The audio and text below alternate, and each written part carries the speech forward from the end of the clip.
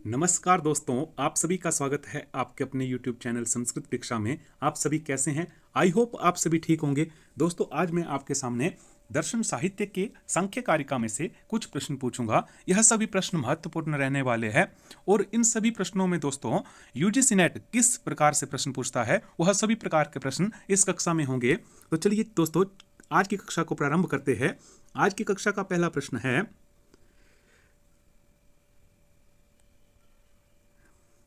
सांख्य शब्दस्य निष्पत्ति मूलक धातुरस्ति। तो ए सांख्य, बी चक्षीय, सी ख्या और डी क्षय।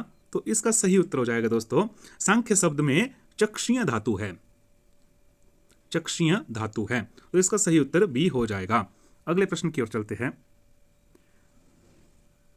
क्रमेण योजयत, क्रम पूछा है दोस्तों, क्रमेण योजयत।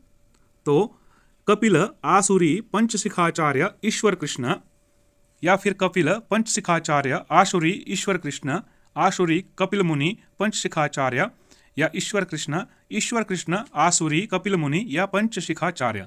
तो इसका जो सही क्रम है दोस्तों, सांख्य दर्शन की जो है शिक्षा कपिल जी ने आसुरी जी को दी थी और आसुरी ने पंचशिखाचार्य जी को दी थी और पंच शिखाचार्य से आगे के उनके शिष्यों को प्राप्त हुई। तो उसमें ईश्वर कृष्ण जी भी है। तो इसका सही उत्तर हो जाएगा कपिल मुनि, आसुरी, पंचशिखाचार्य और ईश्वर कृष्ण। तो पहला का इसमें सही उत्तर हो जाएगा दोस्तों। अगले प्रश्न की ओर चलते हैं। अधस्तनेषु कयोः द्वयोः समुचितः संबंधो अस्ति। किन दो का इसमें समुचित संबंध है दोस्तों, यह हमको पता करना है। तो युक्ति दीपिका, सांख्य चंद्रिका, नारायण तीर्थ या नर सिंह स्वामी। तो दोस्तों युक्ति दीपिका इसके जो राइटर है उसका पता नहीं है, परंतु सांख्य चंद्रिका जो है वह सांख्य चंद्रिका जो रचना है वह नरसिंह जी की है, वह नारायण तीर्थ जी की है। तो सांख्य चंद्रिका किसकी हो जाएगी दोस्तों? नारायण तीर्थ की। तो 2 और 3 इसका सही उत्तर हो जाएगा। ग इसका सही उत्तर हो जाएगा। और दोस्तों इसमें कुछ जैसे सांख्य कारिका के कुछ जो भाष्य और टीकाएं हैं, उसमें सांख्य कारिका ईश्वर कृष्ण जी की है और सांख्य कारिका भाष्य यह गौड़पादाचार्य जी का है और इसको गौड़पाद भाष्य भी कहते हैं। और जो माठर वृत्ति है वह माठराचार्य जी की है और जय मंगला टीका जो है वह शंकराचार्य जी की है। सांख्य तत्व कौमुदी यह वाचस्पति मिश्र की है और सांख्य सार या सांख्य प्रवचन भाष्य यह विज्ञान भिक्षु का है। सांख्य तरुब संत यह नरस्वामी की है, नरसिंह स्वामी की क्या है दोस्तों? तो वह है सांख्य तरुब संत। और सांख्य चंद्रिका किसकी है? तो वह नारायण तीर्थ की है। तो इसका ग सही उत्तर हो जाएगा। अगले प्रश्न की ओर चलते हैं। अधस्तनेषु कयोः द्वयोर समुचितः संबंधो अस्ति। किन दो का समुचित संबंध है? सांख्यकारिकायाः आंग्ल अनुवादकारः, सांख्यकारिकायाः लैटिन अनुवादकारः क्रिश्चियन लोशेन महोदयः, H.T. कोलब्रुक महोदयः। तो दोस्तों जो आंग्ल जो जिसने इंग्लिश अनुवाद किया है, सांख्य कारिका का जिसने इंग्लिश में अनुवाद किया है वह हुए हैं H.T. कोलब्रुक। H.T. कोलब्रुक ने दोस्तों,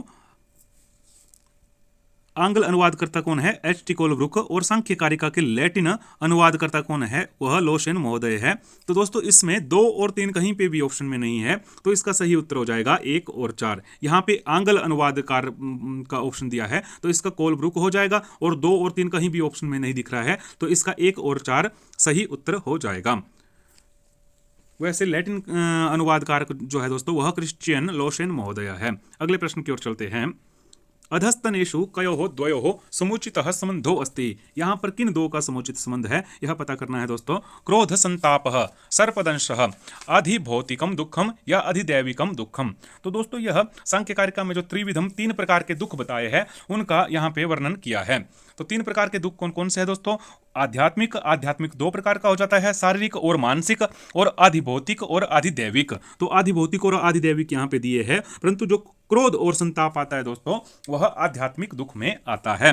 और अधिभौतिक दुख में दोस्तों सर्पदंश जो है वह आध्यात्मिक अधिभौतिक दुख में आता है। तो इसका सही उत्तर हो जाएगा 2 और 3 इसका सही उत्तर हो जाएगा। बी ख इसका सही उत्तर हो जाएगा। अगले प्रश्न की ओर चलते हैं। सुमेल्यतु, यहाँ पे दोस्तों क्रम पूछा है तो हमको यहाँ पे सही क्रम लगाना है। तो तर्क संग्रह किसकी रचना है दोस्तों? तो ये तो आप सभी को पता होगा, अन्नम भट्ट जी की। और वेदांत सार दोस्तों यह सदानंद योगेंद्र जी का है। और विवर्तवाद दोस्तों वेदांत दर्शन का है। और प्रतिविषय अध्यवसाय दृष्टम यह सांख्य कारिका का है। तो इसकी एक इसकी दोस्तों एक कारिका मिलती है, प्रति विषय अध्यवसाय दृष्टम त्रिविधम अनुमानम आख्यातम तथा लिंगलिंगी पूर्वकम आपत श्रुतिर आप्त वचनम। तो इसका सही उत्तर हो जाएगा 2 4 1 3, 2 4 1 3। तो 2 नंबर ऑप्शन इसका सही हो जाएगा, 2 नंबर ऑप्शन इसका सही उत्तर हो जाएगा। अगले प्रश्न की ओर चलते हैं। फिर से यहाँ पे क्रम पूछा है दोस्तों, सुमेल्यतु। षष्ठी तंत्र, दोस्तों मैंने अभी बताया था आपको षष्ठी तंत्र किसकी है। षष्ठी तंत्र है पंचशिखा आचार्य की। और सांख्य तत्व कौमुदी यह वाचस्पति मिश्र की है। जयमंगलाटिका यह दोस्तों आचार्य शंकराचार्य जी की है। और सांख्य तरुबसंत यह नरसिंह स्वामी जी की है। तो इसका सही उत्तर हो जाएगा 2 1 4 3, 2 1 4 3, ऑप्शन नंबर 4 इसका सही उत्तर हो जाएगा। अगले प्रश्न की ओर चलते हैं दोस्तों। अगला प्रश्न है, अधस्तनेषु कयोः द्वयोः समुचितः संबंधो अस्ति हि अहंकार चक्षु प्रकृति विकृति मूल प्रकृति। तो दोस्तों अहंकार और चक्षु प्रकृति विकृति मूल प्रकृति। दोस्तों यह प्रश्न जो है यह मूल प्रकृति से पूछा गया प्रश्न है। इसकी कारिका है, मूल प्रकृतिर विकृतिर महदाद्यः प्रकृतिर विकृत्यः सप्तः षोडश कस्तुः विकारो नः प्रकृतिर न विकृतिर पुरुषः।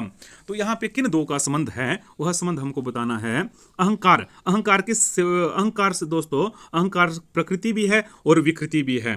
तो इसका सही उत्तर हो जाएगा 1 और 3, 1 नंबर ऑप्शन इसका सही हो जाएगा। क्योंकि इसका जो क्रम है दोस्तों, जैसे प्रकृति है, प्रकृति से महत अर्थात बुद्धि उत्पन्न होती है और बुद्धि से अहंकार उत्पन्न होता है। और अहंकार से दोस्तों अहंकार 3 प्रकार का होता है दोस्तों, सात्विक अहंकार, राजस अहंकार और तामस अहंकार। तो जो सात्विक अहंकार है उससे 11 इंद्रिय उत्पन्न होती है, जिसमें मन, पंच ज्ञान इंद्रिय और पंच कर्म इंद्रिय आती है। पंच ज्ञान इंद्रिय का दोस्तों आप सभी को पता है, उसमें श्रोत्र त्वक चक्षु जीवा और घ्राण आते हैं। पंच कर्म इंद्रिय में दोस्तों वाक पाणि पाद पायु उपस्थ आते हैं। और जो राजस अहंकार है उससे कुछ भी उत्पन्न नहीं होता। और जो तामस अहंकार है दोस्तों, इससे पंच तन्मात्रा उत्पन्न होती है। पंच तन्मात्राओं से पंच महाभूत उत्पन्न होते हैं और पंच महाभूतों से स्थूल शरीर उत्पन्न होता है। तो पंच तन्मात्राएं कौन कौन सी है? वह है शब्द स्पर्श रूप रस गंध और पंच महाभूत पृथ्वी जल तेज वायु आकाश। यह 5 महाभूत है। तो अगले प्रश्न की ओर चलते हैं दोस्तों। अगला प्रश्न है, अधस्तनेषु उचितः संबंधयुतम विकल्पम चिनोतः।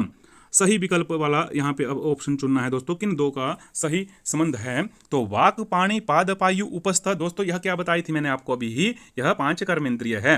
यह केवल विकृत्य है, यह किसी की प्रकृति नहीं है दोस्तों। तो इसका जो सही उत्तर है 1 2 और 1 और 4 इसका सही उत्तर हो जाएगा। तो इसमें ग नंबर ऑप्शन सही हो जाएगा दोस्तों, उभौ। तो इस ऐसे ही पैटर्न को याद रखना है दोस्तों, एनटीए ऐसे प्रश्न पूछता है। आगे चलते हैं। यहाँ पे क्रम पूछा गया है दोस्तों, तो अविकृति महत अहंकार पंच तन्मात्रा षोडश विकार। दूसरा बताया है अविकृति अहंकार महत षोडश विकार पंच तन्मात्रा। और तीसरा बताया है अविकृति षोडश विकार महत अहंकार पंच तन्मात्रा। तो इसमें तो दोस्तों सही में दिख रहा है, इसका जो पहला नंबर ऑप्शन है वह सही हो जाएगा, अविकृति महत अहंकार पंच तन्मात्रा और षोडश विकार। आगे चलते हैं। अधस्तनेषु कयोः द्वयोः समुचितः संबंधो अस्ति सामान्यतो दृष्टः प्रति विषय अध्यविषायः दृष्टम और अनुमानम। तो दोस्तों यहाँ पे भी किन दो का सही संबंध है वह हमको दिखाना है। तो सामान्य तो दृष्टः, तो दोस्तों यहाँ पे सामने सामने दिख रहा है प्रति विषय अध्यवसाय दृष्टम। प्रति विषय अध्यवसाय दृष्टम क्या होता है दोस्तों? यह प्रत्यक्ष के लिए कहा गया है। इसकी एक उक्ति आई थी, अभी हमने पढ़ी थी उसकी, अभी हमने उसको पढ़ा था दोस्तों। तो वह थी प्रति विषय अध्यवसाय दृष्टम त्रिविधम अनुमानम आख्यातम तथा लिंगलिंगी पूर्वकम आपत श्रुतिर आप्त वचनम। तो इसका सही उत्तर हो जाएगा 2 और 3 इसका सही उत्तर हो जाएगा। अगला प्रश्न है दोस्तों, अभिकथनम प्रकृते अनुपलब्धि सूक्ष्म्यात् भवति न तो अभावात्। जो प्रकृति में जो अनुपलब्धि है दोस्तों वह सूक्ष्म रूप से बताई है, ना कि उसका अभाव है। कारण बताया है दोस्तों, अति दूरात् समीप्यातः इंद्रिय घातात् मनो अनवस्थानातः। ऐसी कारिका है दोस्तों। तो यह दोनों उभयम सत्यम हो जाएगा यहाँ पे। परंतु यहाँ पे जो कारिका है दोस्तों उसको बताता हूँ मैं आपको। अति दूरात् समीप्यात इंद्रिय घातात् मनो अनवस्थानात् सोक्ष्म्यात व्यवधानात् अभिभावात् स्माना विहाराश्च। प्रकृति की अनुपलब्धि के जो 8 कारण है दोस्तों, तो इसमें जो सही उत्तर हो जाएगा उभयम सत्यम, दोनों इसमें सत्य है। इस तरह का प्रश्न भी दोस्तों एनटीए बहुत ज्यादा पूछता है, अभिकथन और कारण के।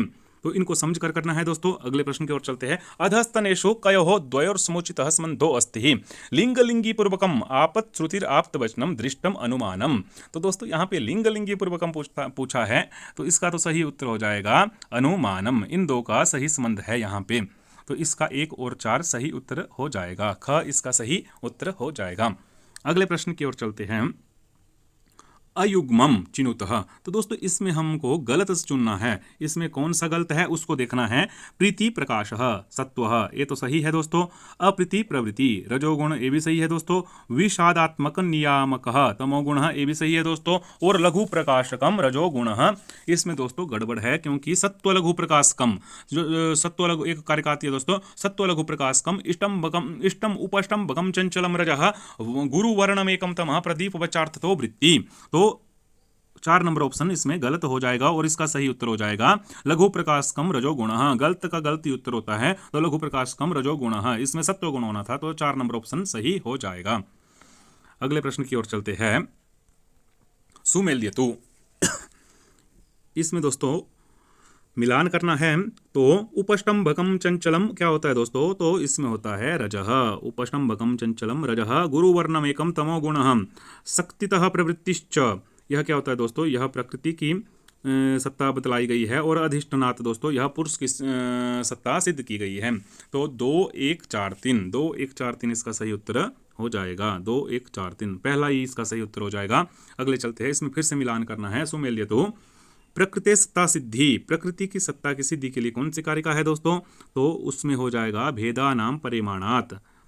इसमें दोस्तों यह जो कारिका है, यह पूरी कारिका है भेदा नाम परिमाणात समन्वयात शक्तितः प्रवृत्तिश्च कारण कार्य विभागात अविभागात वैश्वरूपस्य, इसमें प्रकृति की सिद्धि बतलाई है। अगला क्या है, पुरुषस्य अस्तित्वम, पुरुष का अस्तित्व क्या है, तो पुरुष का अस्तित्व है संगात प्रार्थत्वात् त्रिगुणादि विपर्यात अधिष्ठानात् पुरुषो अस्ति भोक्तृभावात् कैवल्यार्थ प्रवृत्तिश्च। यह 5 कारणों से पुरुष की सत्ता को सिद्ध किया गया है। और पुरुषवत्तम की जो कारिका है दोस्तों, वह है जो पुरुष की भत्तु की जो कारिका है दोस्तों, उसमें आ जाएगा जनन मरण करना नाम प्रीति नियमात युगपत प्रवृत्तिश्च पुरुषवत्तम सिद्धम त्रैगुण्यम विपर्यात चैव। और सत्कार्यवाद का तो दोस्तों आपको पता ही है कि इसको कारणवाद या कार्य कारणवाद भी कहते हैं। और इसकी कारिका है असद अकरणात् उपादान ग्रहणात् सर्वसंभव अभावात् सक्तस्य शक्य करणात् कारण भावाच्च सत्कार्यम। तो इसका सही उत्तर हो जाएगा 2 1 4 3 2 1 4 3 किस ऑप्शन में है दोस्तों, 2 1 4 3, तो 2 नंबर ऑप्शन इसमें सही हो जाएगा। अगला प्रश्न है अधस्तनेषु कयोः द्वयोः समुचितः संबंधो अस्ति पुरुषस्य धर्मः कर्तृत्वः साक्षित्वः या अदृष्टित्व। तो इसका जो सही उत्तर हो जाएगा दोस्तों, पुरुष का धर्म क्या है, तो कर्तृत्व है क्या, साक्षित्व है क्या, या अदृष्टित्व है क्या। तो इसमें कारिका मिलती है दोस्तों एक तस्मातश्च विपर्यशातः सिद्धम साक्षित्वमस्य पुरुषस्य कैवल्य माध्यस्थम दृष्टर्थत्वम कर्तृत्व भावश्च। तो इसका सही उत्तर हो जाएगा कर्तृत्व भी है और साक्षित्व भी है। तो 1 2 और 2 3, 1 2 और 1 3 इसका सही उत्तर हो जाएगा दोस्तों। तो इसका ग नंबर ऑप्शन सही हो जाएगा, क्योंकि कर्तृत्व भी है और साक्षित्व भी है। 1 2 1 3। आगे चलते हैं। अगला प्रश्न है दोस्तों, अगला प्रश्न है दोस्तों सांख्ये स्वीकृतानि तत्वानि। सांख्य दर्शन में कितने तत्व हैं, 20 25 15 या 11। तो इसका सही उत्तर हो जाएगा दोस्तों। अभी मैंने 25 तत्वों का वर्णन किया था। तो आगे चलते हैं। चैतन्यम अस्ति ही, चैतन्य क्या है दोस्तों, प्रकृति है, पुरुष है, त्रिगुण जो 3 गुण है सत्व रजतम है, या 5 महाभूत है। तो दोस्तों जो चेतन है वह पुरुष है और अचेतन क्या है दोस्तों, वह प्रकृति है। अगले प्रश्न में चलते हैं। जनन मरण करना नाम इत्येतेन सिद्धम, प्रकृति का स्वरूप होता है या गुण का स्वरूप होता है, दुख का स्वरूप होता है, या पुरुष भवत्व सिद्ध होता है। तो इसका सही उत्तर हो जाएगा पुरुष भवत्वम। तो डी नंबर ऑप्शन इसका 4 सही उत्तर हो जाएगा। अगला प्रश्न है तुष्टि के भेद बताए हैं दोस्तों। तुष्टि के कितने भेद हैं, तो तुष्टि के दोस्तों 9 भेद है, 8 भेद है, 10 भेद है या 5 भेद है। तो इसका सही उत्तर हो जाएगा तुष्टि 9 प्रकार की होती है। जो दोस्तों तुष्टि 9 प्रकार की है और सिद्धि 8 प्रकार की है और विपर्य दोस्तों 5 प्रकार का है, जिसमें तम मोह महामोह तामिश्र और अंततामिश्र आता है। और जो अशक्ति है वह 28 भेद है अशक्ति के। तो आगे चलते हैं दोस्तों। लिंगलिंगी पूर्वकम क्या होता है दोस्तों, लिंगलिंगी पूर्वक क्या होता है, मैंने आपको पिछले प्रश्न में बताया था अनुमानम। प्रतिविषयाद्यवसाय दृष्टम तद लिंगलिंगी पूर्वकम अनुमानम। अगले प्रश्न में चलते हैं। आप्त श्रुति तु आप्त वचनम। आप्त वाक्यम, आप्त वचनम, आप्त शब्द या अनुमानम, तो इसका सही उत्तर हो जाएगा बी, आप्त वचनम। अगले प्रश्न में चलते हैं। प्रकृति विकृति ही कितनी होती है? 16 होती है, 7 होती है, 1 होती है या 2 होती है? तो इसका सही उत्तर हो जाएगा 7। प्रकृति और विकृति कितनी होती है दोस्तों? जो उत्पन्न होती है और उत्पन्न करती है वह 7 है। आगे चलते हैं। अशक्ति के कितने भेद हैं? तो दोस्तों मैंने अभी बताया आपको अशक्ति के कितने भेद है दोस्तों? 28 है, 17 है, 8 है या 11 है, तो 28 भेद होते हैं दोस्तों। उसमें दोस्तों जैसे जो विपर्य है वह 5 प्रकार का होता है और अशक्ति 28 हो जाती है, और तुष्ट सिद्धि जो है वह 8 हो जाती है, और तुष्टि 9 प्रकार की हो जाती है। तो इनके 50 भेद हो जाते हैं। आगे चलते हैं। सांख्य दर्शने पुरुषः अस्ति। सांख्य दर्शन में पुरुष है। प्रकृति अविकृतिश्च, अप्रकृति विकृतिश्च, प्रकृति विकृतिश्च, न प्रकृति न विकृति। दोस्तों न आएगा यहाँ पे, न प्रकृति न विकृति पुरुषः। अगला प्रश्न है। सांख्य पंगुवंध संयोग कयोर मध्य उक्तः। किसके मध्य में है पंगु और अंधे का संबंध? सत्व, पंगु होता है दोस्तों लंगड़ा, तो सत्व रजसो कर्म विकर्मयो ज्ञान मोक्षयो या प्रकृति पुरुषयो। तो दोस्तों यह पंगु और अंध का जो संयोग है वह प्रकृति और पुरुष में होता है। प्रकृति क्या है दोस्तों? अंधी है, और पुरुष क्या है? लंगड़ा। आगे चलते हैं। पुरुषस्य अस्तित्वम संख्या रीत्या कस्मात् हेतु हो। तो वहां पे दोस्तों जो पुरुष की सिद्धि का जो हेतु बताया गया था वह कितने हेतु बताए थे? 5 बताए थे, जिसमें संगात अपरार्थत्वात्, विपर्यात्, अधिष्ठनात्, पुरुषो अस्ति भोक्तृभावात्, कैवल्यार्थश्च। कैवल्यार्थश्च तो यह अधिष्ठनात् हो जाएगा। अगला प्रश्न है। सांख्य कारिका मतेन प्रमाणानाम संख्या अस्ति ही। तो दोस्तों आपको पता है सांख्य कारिका में प्रमाण 3 है, 5 है, 4 है या 6 है, तो 3 है। और योग दर्शन में भी 3 ही है, योग दर्शन में भी 3 ही है। न्याय में दोस्तों 4 प्रमाण है, जिसमें प्रत्यक्ष, अनुमान, उपमान और शब्द हो जाता है। और वैशेषिक में दोस्तों प्रत्यक्ष और अनुमान ही है। और मीमांसा में दोस्तों कुमारिल और प्रभाकर अलग अलग मानते हैं, जिसमें 6 प्रमाण हो जाते हैं। प्रत्यक्ष, अनुमान, उपमान, शब्द, अर्थापत्ति और अभाव। वेदांत भी 6 ही मानता है दोस्तों। और 4 वाक्य 1 प्रमाण मानता है, और बौद्ध 2 मानता है, और जैन भी 2 प्रमाण मानता है। अगले प्रश्न की ओर चलते हैं। सांख्य दर्शने कैवल्यम कस्य मन्यते। दोस्तों यहाँ पे सांख्य हो जाएगा, ग्रह हो गया, यहाँ पे क्या होगा? सांख्य दर्शने कैवल्य कस्य मन्यते, प्रधानस्य, महतः, अहंकारस्य या पुरुषस्य। तो सांख्य दर्शन में दोस्तों जो कैवल्य की प्राप्ति होती है वह पुरुष को होती है। तो यह दोस्तों आज की वीडियो आपको कैसी लगी? अगर आपको यह वीडियो अच्छी लगी है तो इस वीडियो को लाइक, शेयर एंड सब्सक्राइब जरूर करें, और कमेंट करना ना भूलें। धन्यवाद।